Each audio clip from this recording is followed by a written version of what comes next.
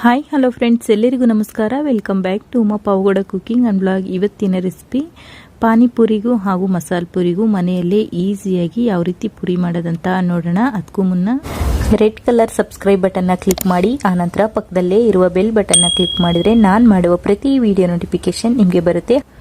ಪೂರಿ ಮಾಡೋದಕ್ಕೆ ಫಸ್ಟು ಒಂದು ಅಗಲವಾಗಿರೋ ಪಾತ್ರೆಗೆ 1.5 ಕಪ್ ಆಗುವಷ್ಟು ಚಿರೋಟಿ ರವೆ ಹಾಕ್ಕೊಳ್ಳೋಣ. 1.5 ಕಪ್ಪು ಚಿರೋಟಿ ರವೆಗೆ 4 ಟೇಬಲ್ ಸ್ಪೂನ್ ಆಗುವಷ್ಟು ಮೈದಾ ಹಿಟ್ಟು, ಅಂದರೆ 50 ಗ್ರಾಮ್ ಆಗುವಷ್ಟು ಮೈದಾ ಹಿಟ್ಟು ಹಾಕ್ಕೊಂಡು ರುಚಿಗೆ ತಕ್ಕಷ್ಟು ಉಪ್ಪು ಹಾಕ್ಕೊಂಡು ಚೆನ್ನಾಗೆಲ್ಲ ಮಿಕ್ಸ್ ಮಾಡ್ಕೊಳ್ಳೋಣ. ನೋಡಿ, ಈ ರೀತಿ ಮಿಕ್ಸ್ ಮಾಡ್ಕೊಂಡು ಈಗ 1 ಟೇಬಲ್ ಸ್ಪೂನ್ ಆಗುವಷ್ಟು ಎಣ್ಣೆ ಹಾಕ್ಕೊಳ್ಳೋಣ. ಎಣ್ಣೆ ಹಾಕ್ಕೊಂಡ್ಮೇಲೆ ಚೆನ್ನಾಗಿ ಮಿಕ್ಸ್ ಮಾಡ್ಕೋಬೇಕು. ಹಿಟ್ಟು, ರವೆ, ಉಪ್ಪು ಒಂದಕ್ಕೊಂದು ಚೆನ್ನಾಗಿ ಬೆರೆಯೋ ಥರ ಮಿಕ್ಸ್ ಮಾಡ್ಕೋಬೇಕು. ಈ ರೀತಿ ಮಿಕ್ಸ್ ಮಾಡಿಕೊಂಡು ಈಗ ಸ್ವಲ್ಪನೇ ನೀರು ಹಾಕ್ಕೊಂಡು ಕಲಿಸ್ಕೊಳ್ಳೋಣ. ನೋಡಿ, ಈ ರೀತಿ ಸ್ವಲ್ಪ ನೀರು ಹಾಕ್ಕೊಂಡು ಚೆನ್ನಾಗಿ ಕಲಿಸ್ಕೋಬೇಕು. ಚಪಾತಿ ಹಿಟ್ಟಿಗಿನ ಸ್ವಲ್ಪ ಸಾಫ್ಟ್ ಆಗಿರಲಿ ಹಿಟ್ಟು.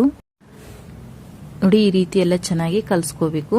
ಈಗ ಒಂದು ಪ್ಲೇಟ್ನ ಮುಚ್ಚಿಬಿಟ್ಟು ಒಂದು 15ರಿಂದ 20 ನಿಮಿಷಗಳ ಕಾಲ ಚೆನ್ನಾಗಿ ನೆನೆಯೋದಕ್ಕೆ ಬಿಡಬೇಕು. ಯಾಕಂದರೆ ರವೆ ಹಾಕಿದ್ವಲ್ವ, ಹಂಗಾಗಿ ಸ್ವಲ್ಪ ಹೊತ್ತು ಬಿಡಬೇಕಾಗುತ್ತೆ. ನೋಡಿ, ಒಂದು 15ರಿಂದ 20 ನಿಮಿಷ ಆಗಿದೆ. ಈಗ ಉಂಡೆಗಳನ್ನ ಮಾಡಿಕೊಂಡು ಚಪಾತಿ ಹಿಟ್ಟಿಗಿನ ಸ್ವಲ್ಪ ಜಾಸ್ತಿ ಉಂಡೆ ತೊಗೊಂಡ್ಬಿಟ್ಟು ಸ್ವಲ್ಪ ಮೈದಾ ಹಿಟ್ಟು ಡಸ್ಟ್ ಮಾಡ್ಕೊಂಡ್ಬಿಟ್ಟು ಇದನ್ನ ಲಟ್ಟಿಸ್ಕೋಬೇಕಾಗುತ್ತೆ. ನಾವು ಚಪಾತಿ ಯಾವ ರೀತಿ ಲಟ್ಟಿಸ್ಕೊಳ್ತೀವೋ ಆ ರೀತಿ ಲಟ್ಟಿಸ್ಕೋಬೇಕು. ಸ್ವಲ್ಪ ತೆಳುವಾಗಿರಲಿ.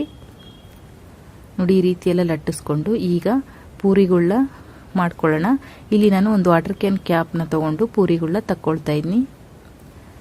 ನೋಡಿ, ಈ ರೀತಿ ತಕ್ಕೋಬೇಕು. ನಮ್ಗೆ ಯಾವ ಸೈಜಿಗೆ ಬೇಕೋ ಆ ಸೈಜಿಗೆ ಇದಕ್ಕೂ ಸ್ವಲ್ಪ ದೊಡ್ಡದು ಬೇಕಾದರೂ ಮಾಡ್ಕೋಬೋದು, ಇದಕ್ಕೂ ಸ್ವಲ್ಪ ಚಿಕ್ಕದು ಬೇಕಾದರೂ ಮಾಡ್ಕೋಬೋದು. ನೋಡಿ, ಈ ರೀತಿ ಎಲ್ಲ ಪೂರಿಗಳನ್ನ ಮಾಡಿಕೊಂಡು ಒಂದು ಪ್ಲೇಟ್ಗೆ ಹಾಕ್ಕೊಂಡು ಈಗ ಕಾದಿರೋ ಅಂಥ ಎಣ್ಣೆಗೆ ಹಾಕ್ಕೊಳ್ಳೋಣ. ಮೇಯ್ನ್ ಅಂದರೆ ಎಣ್ಣೆ ಚೆನ್ನಾಗಿ ಕಾಯಬೇಕು.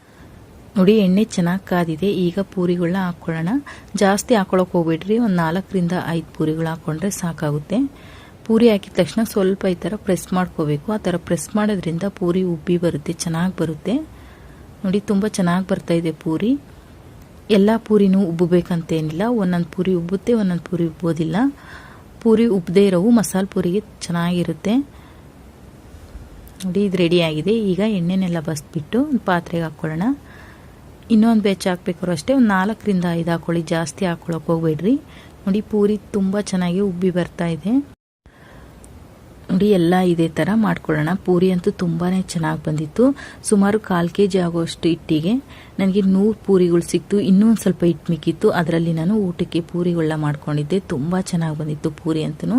ಇದನ್ನು ನಾನು ಮಸಾಲ ಪೂರಿಗೆ ಅಂತ ಮಾಡಿದ್ದೆ. Masala puri recipe already upload ಮಾಡಿದ್ವಿ, ಬೇಕಿದ್ರೆ ಡಿಸ್ಕ್ರಿಪ್ಷನ್ ಬಾಕ್ಸಲ್ಲಿ ಲಿಂಕ್ನ ಹಾಕಿರ್ತೀವಿ, ಚೆಕ್ ಮಾಡಿ. ಮಸಾಲ ಪೂರಿ ಅಂತೂ ತುಂಬಾ ರುಚಿಯಾಗಿ ಬಂದಿತ್ತು. ತುಂಬ ಸಿಂಪಲಾಗಿ ಮಾಡಿದ್ದು, ರುಚಿ ಅಂತೂ ಅದ್ಭುತವಾಗಿ ಬಂದಿತ್ತು. ನೋಡಿ, ಪೂರಿ ಅಂತೂ ತುಂಬಾ ಕ್ರಿಸ್ಪಿಯಾಗಿ ಚೆನ್ನಾಗಿ ಬಂದಿದೆ. ಮನೆಯಲ್ಲೇ ಈಸಿಯಾಗಿ ಮಾಡ್ಕೋಬೋದು. ನಾನು ಇದನ್ನ ಮಸಾಲ ಪೂರಿಗೆ ಅಂತ ಮಾಡಿದ್ದೆ. ಮಸಾಲೆ ಆಗಲಿ ಮತ್ತು ಈ ಪೂರಿ ಆಗಲಿ ತುಂಬಾ ಚೆನ್ನಾಗಿ ಬಂದಿತ್ತು. 2 ರೆಸಿಪಿನೂ ನೋಡಿದ್ರಲ್ವ. ಮನೆಯಲ್ಲೇ ಈಸಿಯಾಗಿ ಮತ್ತು ರುಚಿಯಾಗಿ ಯಾವ ರೀತಿ ಪೂರಿ ಮಾಡೋದಂತ. ಈ ರೆಸಿಪಿ ನಿಮಗೆ ಇಷ್ಟವಾದರೆ ಲೈಕ್ ಮಾಡಿ, ಕಮೆಂಟ್ ಮಾಡಿ, ಶೇರ್ ಮಾಡಿ. ಇನ್ನು ಚಾನಲ್ ಸಬ್ಸ್ಕ್ರೈಬ್ ಆಗಿಲ್ಲ ಅಂದರೆ ಸಬ್ಸ್ಕ್ರೈಬ್ ಆಗಿ.